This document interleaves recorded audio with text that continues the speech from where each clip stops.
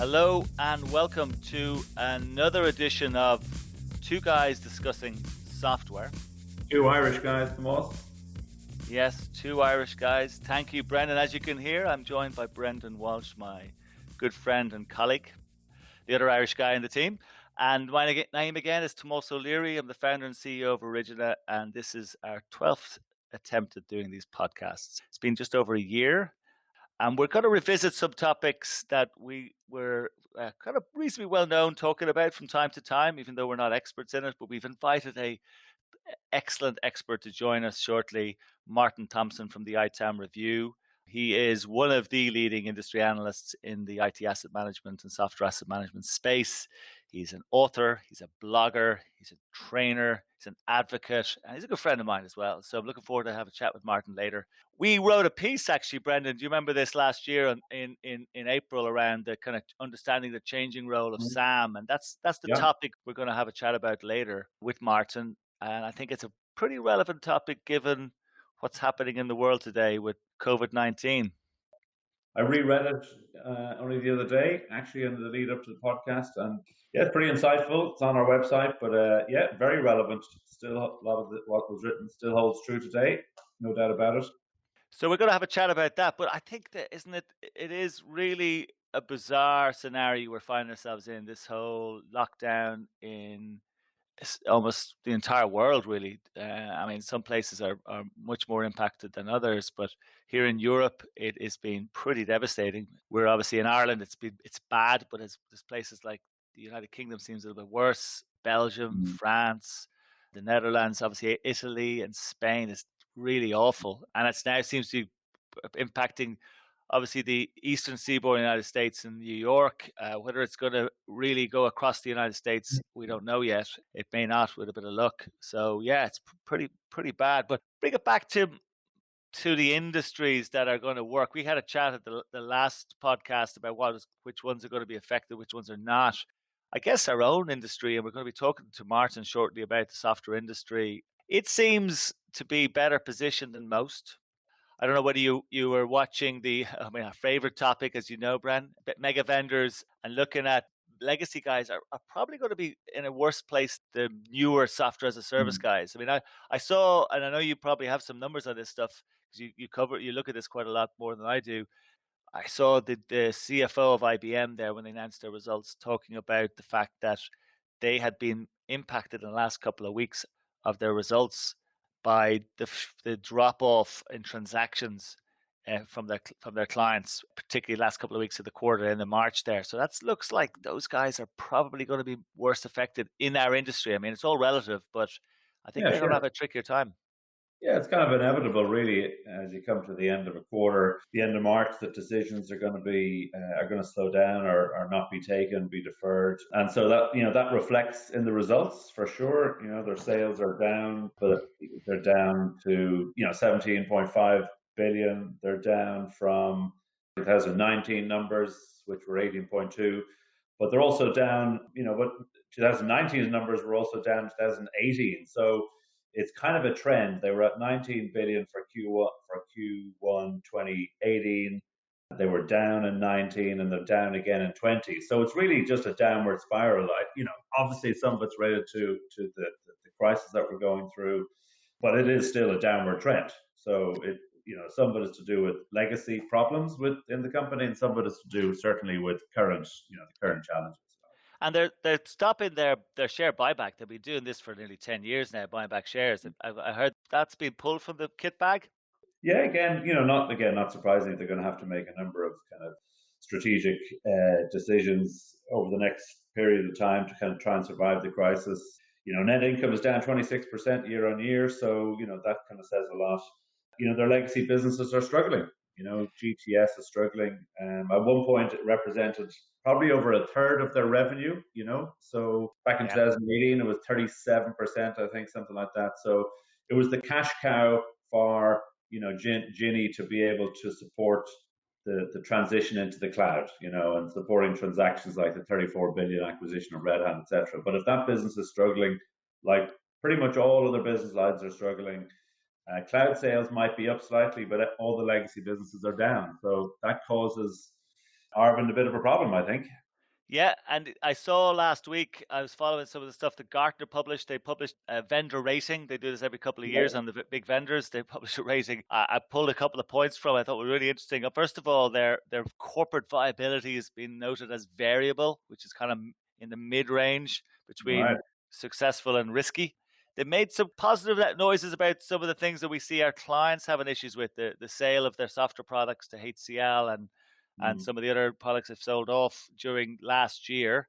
And they also made a comment they felt that was going to continue, which would be interesting for IBM's clients. But I thought some of the things that they said in the thing. I'll just pull a couple of these things, see what you think. Some of the client comments were concerned about subscription costs creeping up. One of the pillars that Arvind Krishna is talking about being of IBM's going forward is AI, and they felt it was too fragmented. An issue we see in many of our clients, product bundling is an issue. They're mm, not seen as a disruptor. And actually, an opportunity for many clients, according to Gartner, is this rationalization of what products are IBM going to lead with after the Red Hat acquisition, and may mm, present opportunities for clients to actually make some savings. So mm. overall, not a great read Yeah, for IBM. that's kind of a mixed bag of commentary there, all right. Yeah, not a lot of positivity. I mean, I Yeah, guess they want to be considered a disruptor in their market because that's kind of pretty much what they have to be doing. But they're a follower, not a leader, really, is it when it comes to AI and cloud. And yeah. so, they're not really a disruptor. They're playing catch up with a lot of the new tech. It's a dead body, really, isn't it? It's just like it's on the floor. It needs one of those, emergency get the heart going again. And they're treating the staff awfully as well. They've just been desperate, isn't it? Yeah, I mean, there's always kind of stories in the papers about IBM and the federal courts. There's a couple of interesting ones. Some of them are quite humorous, albeit not so humorous. But there's the age discrimination one. It's been going on for a while. I don't remember reading about this guy Langley back in 2017. He was let go by IBM in apparent kind of age discrimination case. So he was 6 years of age at the time. He was 24 years with the business, and he filed a suit against IBM for age discrimination. And it appears that IBM had named this particular project in the organization Operation Baccarat, which was What? basically, yeah, they named it after a card game, which is essentially a game of chance. Yeah, Yeah. there's two players in the game, the player and the banker, and basically it's a game of chance. The odds are slightly in favor of the banker, but anyway, it's a curious name. It appears anyway that they have settled out of court, so they're not going to go to court with this one. But there looks like there's potentially tens of thousands of other cases lined up in a class action for increased for age discrimination, which has been going on, I think, as you know, for at least a decade, with up to about 50,000 people. But Langley is kind of a high-profile case. Wow. Yeah. Obviously, they're back with Baccarat. They must have been watching a few James Bond movies. Was it the Man with the Golden Gun? Jaman from was the actor, small little guy from Fantasy Island. Oh, Neuf à la banque, wasn't it? Oh, brilliant. Yeah, I remember that. They've also had some issues with their contracts not being contracts as well. Is that right? Yeah, well, we know they're always tricky with their contracts, as we know from how they write them and the complexity of them. But they've definitely come up with a pretty classic one. I know you're going to love this. So another example dating back to about 2008. So this guy Jerome Beard, and he had what they call an IPL, which is an incentive plan letter. And so the incentive plan letter is essentially your contract, and it determines how you get paid commissions. For any kind of sales professionals out there, you'll love this one. So he's basically claiming that IBM underpaid him commission he was due under the IPL. And IBM are saying, no, that's not the case. We gave you some money, but we weren't contracted under the IPL to give you the money that the commission plan states. So they could basically come up with an amount of money they saw fit to pay Jerome. But unfortunately, it's against the California Labor Code, where you have to have a contract with an employee. You're legally entitled to have a contract of employment under Section 2751. But IBM are saying, well, it is a contract for the purposes of adhering to 2751, the California Labor Code, but it's not a contract when it comes to actually paying commissions outlined in the contract. This is almost like Donald Rumsfeld, the known unknowns. Oh, jeez. Yeah, yeah. Yeah, So unbelievable. I Yeah. wonder, does Arvind Krishna have a similar contract? That's not a contract. I doubt it. I doubt he does. We might move off IBM because we could stay here all Yeah. night. Outstanding. Yeah. No, I think I saw some other things in the press. Speaking of CEOs of organizations, SAP. They had the first female CEO of a DAX index, Jennifer Morgan, who's a big advocate of kind of gender pay, which is something obviously we have a big supporter of, but gender pay parity. But she's been booted out after 6 months. Apparently, this idea of a co-CEO is not working, and this guy Christian Klein has got the sole role. I wonder what Bill McDermott, the ex-CEO, thinks of that, because I think he was a big fan of Jennifer's. Do we know why she was booted out? Not out yet. Not out Yeah. yet. I think We'll find out. we have people on the case Yeah. as we speak to try and find out what went on there. I'm sure we'll give you an update next month. But speaking of ex-CEOs, did you see what? I mean, this is not entirely related to the industry, but did you see Bill Gates' conspiracy theories going around? It is. Yeah, yeah. I mean, it's quite remarkable. And like, he wasn't that popular as a CEO. I mean, Microsoft, when he was CEO, they were obviously a hugely influential company, but they weren't really that popular. Their products were regularly criticized. I mean, you compare them to today to Satya Nadella and Microsoft. I mean, Microsoft today can really do no wrong. Yeah. Almost, We, we, almost. we try and find stories, but there aren't that many, you know. Well, they had great feedback on their Teams platform. True. I think they were number one on customer sat. I think was the report out for the software review. Did a data quadrant report and web conferencing. They got number one on that. Number one for, I think it was for use of a feature. I think it was kind of related to the instant messaging feature, but Cisco were number one. I think Zoho, Zoom were kind of 1 and 2, you know, on that score. But yeah, I think the old press against Gates, I think it's a little bit unfair. It's a bit hysterical. You know, people are going after him, but some of the stuff that's been said is it's pretty outrageous. Yeah. I mean, I know this is the time sort of thing in history where conspiracy theories are very fertile. So it's not a massive surprise, to be honest with you. I mean, Microsoft haven't always had good news, and Satya usually is pretty solid. But I think the issues, again, coming back to speaking from a client perspective, this issue we've spoken about last time and a couple of times previously, the Windows 7 withdrawing support. They've started now flagging already that the last patch for Office 2010 is now going to be this October. Again, it's the same issue. Like, they're giving people no options. And again, we're not picking on Microsoft per se, but this has got to be tackled by the regulators. The regulators need to look at this. I mean, there's lots of stuff happening in the courts on different topics. You take the Google, the Oracle case where they're fighting over the usage of the open APIs in the Android operating systems. Yeah. Did you know that's on hold? Yeah, I heard that. Yeah, the Supreme Court is not sitting at the moment. Yeah, but that's been going on for 10 years or something, right? Yeah, well, for as long as Android's around, yeah, probably up to 10 years. I mean, the industry thinking and legal thinking on it are that Oracle won't win. The arguments in favor of Google are too strong, and the Supreme Court won't side with Oracle in this instance. But they've looked with one of the lower courts, so you just don't know, and it'll have a massive impact on hundreds of thousands of companies who develop around with the use of open APIs. So it's really going to be a challenge. I could see it even no matter what happens, it's going to be challenged. I don't know where it can go next. And you could have a different regime in the US and Europe or elsewhere around the world. So it could really be a major issue. And looking at the guy who runs Oracle and his influence in the current Trump administration. Yeah. He's a CEO that keeps on giving good news stories, that's for sure. The what was it? The hydroxychloroquine, apparently. Yeah. I've been trying to practice that. But apparently this is true. This is true. Yeah. Did you hear? He is the guy that told Trump all about it. Yeah.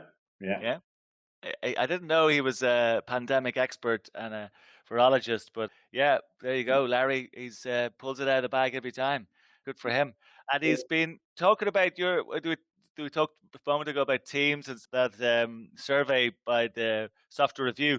He's been on video apparently claiming that Zoom is an essential service.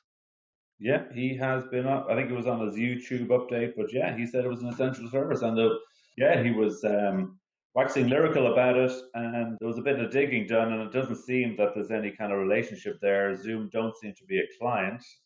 He touted a long list of clients in one of his last briefings, and Zoom wasn't on the list. So yeah, it's unusual for him to pontificate so positively about another software company, but yeah, very surprising. We must watch this space. What has happened? Does he try and buy them? Because they don't have a solution in that space, I don't believe. Certainly not that I can see. Yeah, Mm. none that anybody's using. Yeah, but if he was trying to buy them, why would he up the share price by Yeah, talking about them? they've been blowing it out of the water over the last number of weeks. I mean, the numbers of users is climbing steadily. A bit like with Teams, whose users have gone to kind of 44 million. Zooms are also, it's on exponential growth, obviously, because everybody's using it, right? Yeah. I mean, in the last number of weeks, my mother is using Zoom. I still don't think she knows where the camera is, but she's still on Zoom. I've had played Zoom 30 seconds. I've played an Irish card game called 25 over Zoom. But people are on Zoom, they're on Teams, they're on Hangouts, they're on Cisco, they're on Zoho, like we're on ourselves today, actually. And, we've got Martin coming in a minute, and it was actually one of his guys, Rich was writing about the fact that, there's suddenly millions and millions of additional users who've just gone home to work. They now have to buy licenses. They're buying them potentially with their personal cards. They're probably going through, or avoiding unnecessary right now procurement processes to get all of these licenses. So Teams are offering 6 months free trials. It's also been extended on Zoom beyond 30 seconds for free. But what happens, when we come to the end of the cycle and suddenly there are tens, probably hundreds of millions of additional licenses out there for all of these kind of working from home tools? Has anybody been watching? Have the SAM guys been watching? It's complicated. It's probably it's probably going around them. They're not getting to do their due diligence and their homework. They're probably not working as collaboratively as they would with procurement. So I think it creates a big problem for, asset management coming out of this. It's a good time to maybe bring Martin in. I think he's with us now. Martin Thompson, ITAM Review. Are you with us? How are you? I'm very well, thank you. This has been a surreal experience trying to keep quiet while you two guys are talking. Oh, good. Well, good to have you. I was biting my lip trying to refrain from adding comment in there, but yeah. Well, now is your opportunity. Well, I thought just a couple of things that spring out.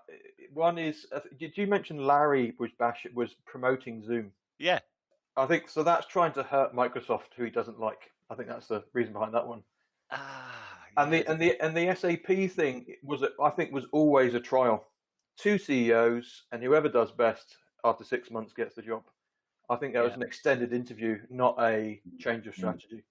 Yeah, it does seem unusual though that you don't see that very often, though, do you? It's a kind of I think Bill McDermott was a co-CEO and won the role. I think this is a repeat of that. Okay, so it was successful previously, yeah. Okay, so we'll watch that space. But how are you, by the way? Which part of the world are you in as we're talking to you now? Are you in Swindon? I'm dialing in from sunny Swindon in Wiltshire in the UK. Lovely, excellent. Things are good. And your conference business, the switching to go online, that's working quite successfully, is it? Yeah, so for those that are not familiar, we run a community for anyone that works in the ITAM space, and we want to be a destination for anyone that works in that space. And we do all sorts of news, reviews, and events. And a big proportion of our business is in-person events, and that's just disappeared overnight. So we've had to adjust very quickly because of that. Okay. So what will the world look like for? I mean, you cover ITAM, which cover both the hardware asset management and software asset management. But if you look at the software asset management specifically, I mentioned at the top of the podcast that about a year ago I wrote a piece on this about what will the SAM, what's the changing role of SAM at that point in time look like, and what are the skill sets that are needed. Brendan just outlined some real challenges when some sort of normality returns, what that might look like. What's the world going to look like post COVID-19 for the software asset manager? So going back to your original article, I think you mentioned in there somewhere about that ITAM used to be basically about inventory, And if anyone's working in the ITAM space, one of the ways you describe it to your mother or whoever at the pub is you say, we count computers or we count licenses. And that's what it used to be about. Over the last few years, ITAM's become very much a strategic role, and you're almost whispering in the ear of the CIO or the senior management about helping them with intelligence to make the right decision. That's the way the sort of industry is going. So how's that going to change in the COVID world? Well, speaking to asset managers right now, what they're currently doing is scrambling to help set up these remote working structures. So we're all dialed in from home today. For some people, that's business as usual. For some people, that's a radical change and they need the infrastructure to support them. But I think what we'll see over the next couple of months is that will settle down, and what we'll see is a radical change to cost reduction. There'll be a real mandate on asset managers to reduce costs. Because you saw this before, didn't you? Back in 2009, which is like straight after the last financial crash. That was exactly what happened, wasn't it? Yes, exactly that. So we started in 2008, just after the I think they call it the Grand Recession or the Great Recession, and and yeah, absolutely. I mean, not that we want to profiteer from this, but ITAM does well in bad economic times because it's a return to basics, which is cost cutting. What have we got? Where's it located? Who's using it? So we can eliminate waste and eliminate cost. And ITAM does good as an industry in those times because it can really help. So there's going to be potentially lots of jobs lost, lots of costs cut out of businesses, and ITAM can facilitate that over the next few months, few years.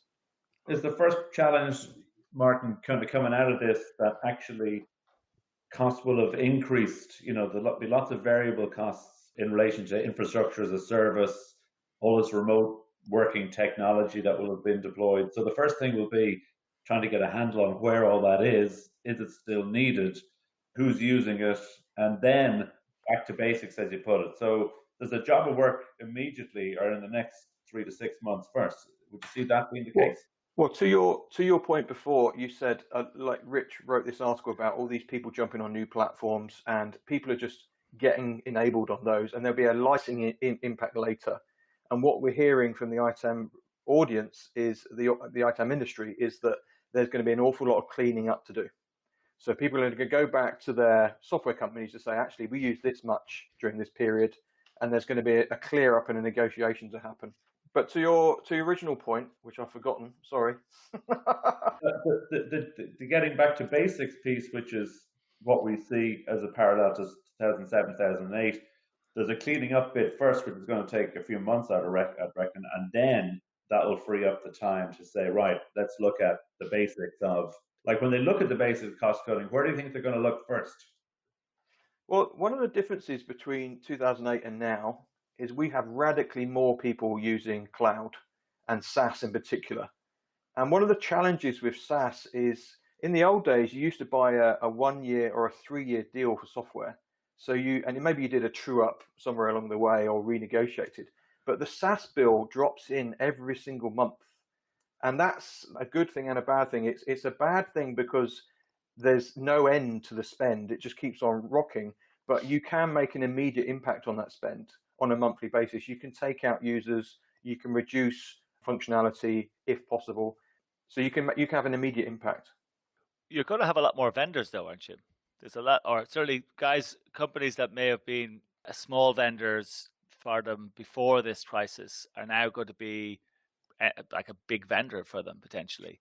And I would imagine this, because of the speed at which this happened, the controls that typically a good quality software asset management function would want to have in place, like review of contracts, review of metrics, license terms, termination clauses, all the usual things, that due diligence couldn't have been done to the level of detail they would have wanted. So they're going to come out of this with more vendors, more contracts than they ever had going into it.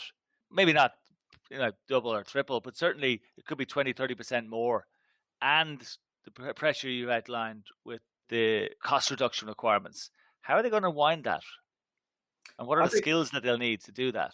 I think a mature ITAM practice, and this is obviously a minority of the industry, unfortunately, but a mature ITAM practice would typically have a good view of their top 10, 20, 30 vendors.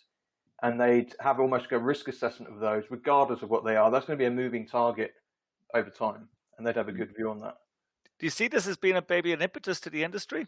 I'm talking specifically about the ITAM industry. Do you see this as because of the increased complexity and the push for cost reduction? Do you see companies wanting to invest more in ITAM expertise, in ITAM tools, or do you see it business as usual post COVID-19? I hope it's a wake-up call. One of my personal ambitions is to grow the size of this industry. If we look at the top 100 companies in Europe or top 100 companies in the US, how many of them actually got a solid, mature IT asset management function?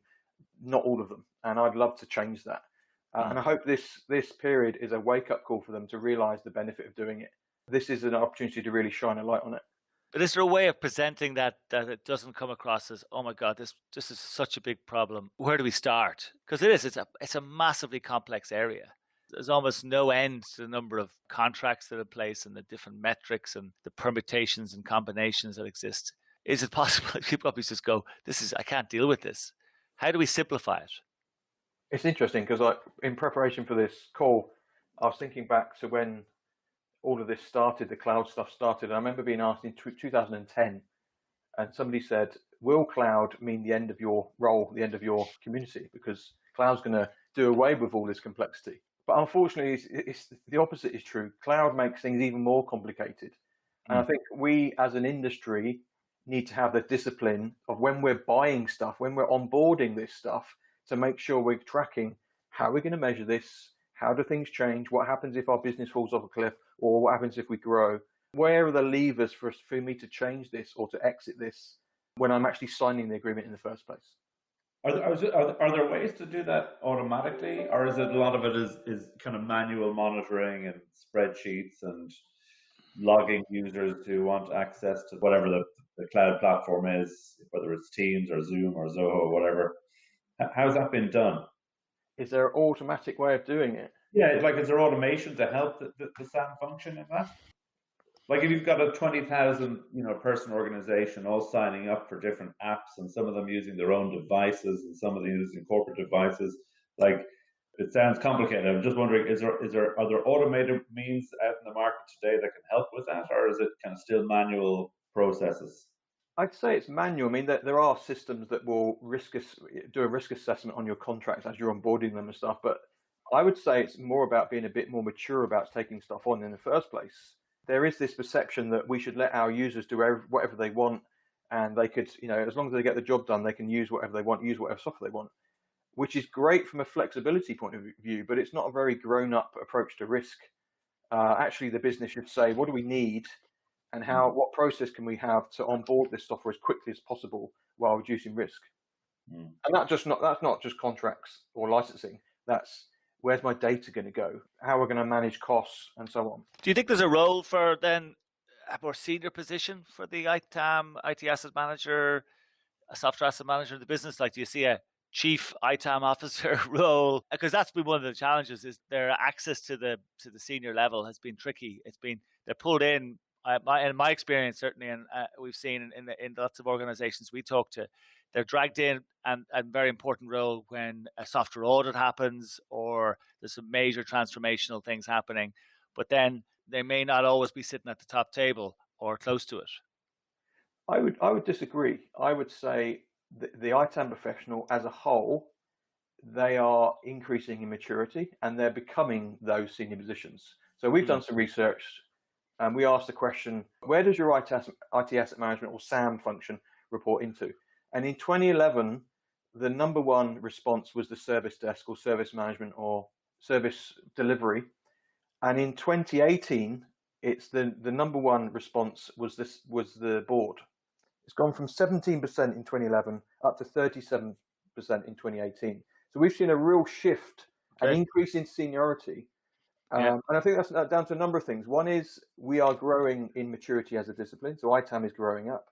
Also, IT is becoming much more important than it ever used to be. So IT used to be the department in the corner that fixed the laptops. Now it's a thread that runs through your entire business. It's like the whole business is underpinned by that.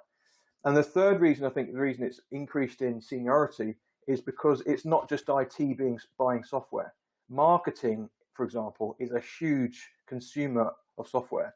So that means that ITAM is no longer just serving the IT department, it's serving the whole business. So we're seeing that increased seniority. But we could certainly do with more, and I agree it should be almost in the office of the CIO to say, just like, the analogy I like to use is when you build a house, you'd get a surveyor to build the plans, you then get a builder to build the house, and then you have a quantity surveyor to make sure that the house is built as per the plans and the costs.